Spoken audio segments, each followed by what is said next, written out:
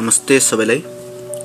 आज चाहिँ हामी यस भिडियोमा न्यूज स्टोरी र न्यूज आर्टिकल बीच के फरक छ र के समानता छ त्यो जान्ने छौं र यिनीहरुको एक्जाम्पल पनि हेर्ने छौं। ल स्टार्ट गरौं। न्यूज आर्टिकल चाहिँ कस्तो हो भने जुन हामीले एस्से पढेका छौं सेम त्यही नै हो, अलिकति फरक छ, नत्र सेम लगभग सेमै छ हैन। न्यूज आर्टिकल अब न्यूज स्टोरी चाहिँ कस्तो हो भने जस्तो हामी समाचारहरु हेर्छौं नि, त्यो समाचारहरुमा रहेको जुन कहानी हुन्छ त्यसैलाई चाहिँ के भनिन्छ, न्यूज स्टोरी भनिन्छ। ल बुझिहाल्नु भयो होला, न्यूज स्टोरी अथवा न्यूज रिपोर्ट एउटै कुरा हो। ल समाचार यति सिम्पली बुझ्नुस्, समाचारमा भएको कहानीलाई चाहिँ न्यूज स्टोरी भनिन्छ, समाचारमा भएको स्टोरीलाई न्यूज स्टोरी भनिन्छ। अथवा जुन अब यसको फर्मेटमा के छ, सबभन्दा सुरुमा एउटा टपिक लेख्नुपर्छ हैन, एउटा टपिक लेख्नुपर्छ। टपिक चाहिँ जहिले पनि हाम्रो के हुन्छ, प्रेजेन्ट टेन्समा हुन्छ। स्टोरी पास्टमा भए पनि हैन, स्टोरी चाहिँ पास्टमै लेखिन्छ किनकि यो बितेको घटना हो नि त। स्टोरी चाहिँ पास्टमा लेख्ने तर टपिक चाहिँ प्रेजेन्ट टेन्समा लेख्नुपर्छ है। रिपोर्टरको नाम बाई भनेर एबीसी एक्सवाइजेड लेख्दा हुन्छ। र यहाँ अर्को छ डेट लेख्नुपर्छ र प्लेस लेख्नुपर्छ। र यता न्यूज आर्टिकलमा के छ, टपिक हुन्छ। जसरी यहाँ टपिक हुन्छ यहाँ पनि त्यस्तै टपिक हुन्छ। अनि त्यसपछि यहाँ रिपोर्टरको नाम लेख्दा पनि हुन्छ, नलेख्दा पनि केही फरक पर्दैन। न्यूज एजेन्सी, यो जुन यो न्यूज एजेन्सी छ त्यही यो न्यूज एजेन्सी यहाँ लेख्दा पनि हुन्छ हैन। र डेट र न्यूज एजेन्सी चाहिँ के छ, अप्सनल हो है। यो हुनै पर्छ भन्ने जरुरी चाहिँ छैन, तर टपिक चाहिँ हुनै पर्छ। रिपोर्टरको नाम र डेट न्यूज एजेन्सी भए नै हुन्छ, नभए पनि केही फरक पर्दैन है। ल यो डेट प्लेस भयो, यो चाहिँ समान कुरा भयो। यहाँ डेट प्लेस हुन्छ, यहाँ डेट प्लेस लेखे पनि भयो, नलेखे पनि हुन्छ हैन।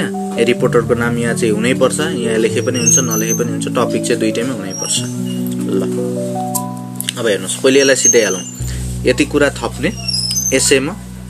अब इन्ट्रोडक्सन बढी पारे कन्क्लुजन, एसेको भिडियो हेर्नु भएको छैन भने गएर हेर्नु होला, यो एसेकै पार्ट भइहाल्यो हैन। अब यो टपिक पनि मिलिहाल्छ, ठीक छ। यो टपिक यिनीहरु चाहिँ एसेकै कुरा भयो। यहाँ बाई रिपोर्टरको नाम चाहिँ यहाँ बाई एक्सवाइजेड भनेर लेख्न पनि सक्नुहुन्छ, नलेख्दा पनि फरक परेन। यति कुरा सेम एसे नै हो यो चाहिँ, ठीक छ। ल यो चाहिँ अलिकति फरक छ हैन। फर्स्ट प्याराग्राफ चाहिँ कतिको लेख्नुपर्छ, 2 सेन्टेन्सको लेख्नुपर्छ, जसमा चाहिँ what, when, where, why, who को एन्सर आउनुपर्छ, ठीक छ। यो घटना कहाँ घट्यो, कसरी घट्यो हैन, अनि त्यसको एन्सर चाहिँ आउनु पर्यो के यहाँनेरि हो। ल अर्को छ second paragraph and third paragraph है। सेकेन्ड प्याराग्राफ र थर्ड प्याराग्राफमा चाहिँ अल डिटेल्स हाल्दिने, ठीक छ।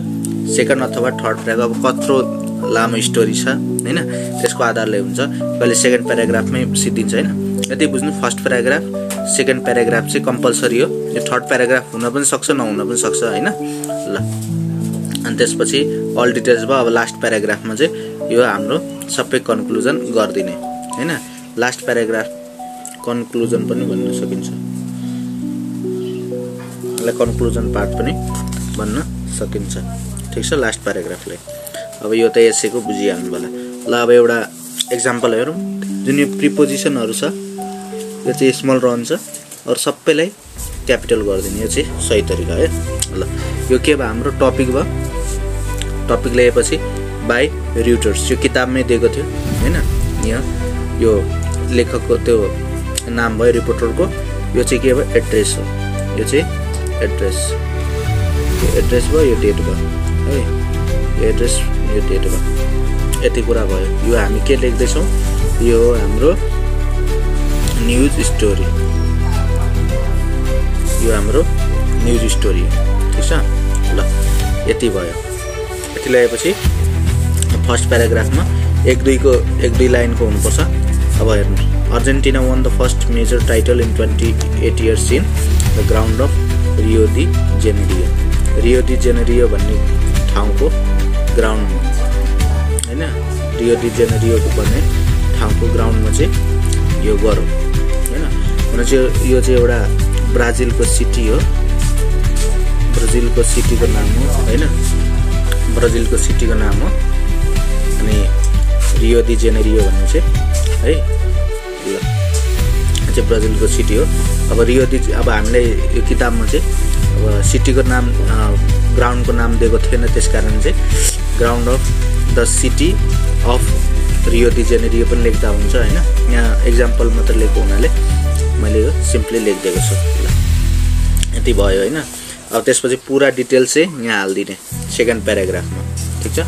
सेकेन्ड प्याराग्राफमा चाहिँ पुरै डिटेल्स हाल्दिने हैन। अनि यसरी थर्ड प्याराग्राफमा चाहिँ यहाँनिर कन्क्लुजन लेख्ने, Argentina beat Brazil by 1-0 goal, this win make the Argentina most successful team in Copa America भनेर यसरी टक्क लेखिदिने। अब हेर्नुहोस् एक्जाममा चाहिँ मिस्टेक हुँदाखेरि के गर्ने, यस्तो सट्टै एक एकचोटि टक्क काट्दिने हैन। पुरै यसरी प्रकार यस्तो यस्तो यस्तो नगर्नु होला, यस्तो टक्क एक एक लाइन काट्दिनु होला। ल यसरी गर्नुपर्छ र यति गरिसकेपछि टक्क यसरी बक्सा बनाउँदा पनि हुन्छ हैन। बक्सा बनाउँदा चाहिँ अलिकति राम्रो देखिन्छ। ल यो चाहिँ भयो हाम्रो न्युज स्टोरी। अब हेरौँ न्युज आर्टिकल। यो चाहिँ मैले किताबकै पेज नम्बर 101 को लेखेको छु, इन्डिभिजुअलिजम इन मोडर्न नेपाली सोसाइटी, ठिक छ। यो भयो। अनि यहाँ बाई एबिसी जुलाई 10, यो लेख्दा पनि हुन्छ नलेख्दा पनि हुन्छ, केही फरक पर्दैन। यो टपिक हाम्रो के भयो, एसेकै जस्तै टपिक भयो, ठिक छ। ल अब हेर्नुहोस् सेम एसेकै तरिकाले लेख्ने, डु यु हर्ड एबाउट इन्डिभिजुअलिजम भनेर हुक सेन्टेन्स लगाइदिने हैन। अब यसको बारेमा अब जुन हामी 2-3 अब हामी जुन लेख्छौँ हैन, पुरै जुन एसे छ त्यसमा हामी जुन कुरा लेख्छौँ त्यो चाहिँ यहाँनिर इन्क्लुड गरिदिने। In modern Nepali society individualism is increasing day by day हैन। Individualism has some advantages and disadvantages as well भनेर यसरी लेखिदिए। अब यति लेखिसकेपछि अब 2-3 प्याराग्राफ एडभान्टेजेस जान्छ, 2-3 प्याराग्राफ डिसएडभान्टेजेस जान्छ, अनि लास्टमा कन्क्लुजन लेखेपछि हाम्रो पुगिहाल्छ। ल यति थियो हैन। र कन्फ्युजन यदि केही छ भने फेरि सोध्न सक्नुहुन्छ। यति कुरा याद राख्नुहोस्। फेरि एकचोटि म गरिदिन्छु तपाईहरुलाई।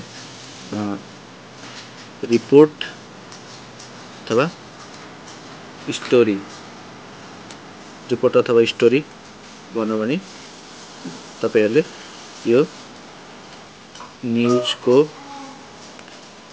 कहानी हैन, न्युजको कहानी हुन्छ।